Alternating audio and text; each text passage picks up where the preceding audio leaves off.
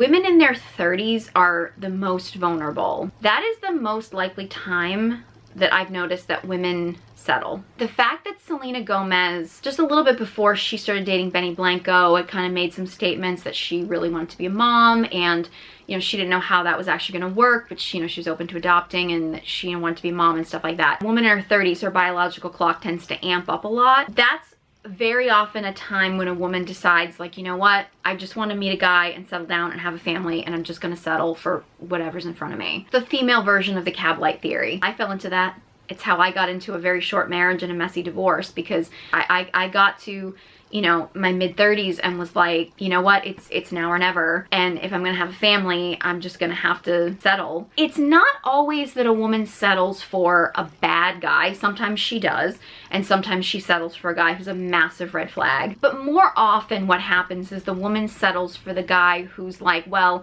he's good enough. You know, I think every woman has to really ask herself if good enough is really good enough. And you could make the argument that it's like, you know, at a certain point, maybe she thinks that it's more important to get married and have a family than it is to wait for someone who really is her true match. I would argue that that's usually a recipe for disaster, because you're gonna end up in a relationship where there's gonna be resentment because you are not getting everything that you really needed in a relationship. And again, when I talk about like compromising and settling, I'm not talking about like sort of little insignificant things. I'm talking about like compromising on the big things.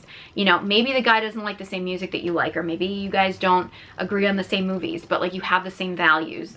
That's not what I'm talking about. What I'm talking about is compromising on things that are truly important. When you do that, you end up compromising in ways that could potentially hurt your children, your future children.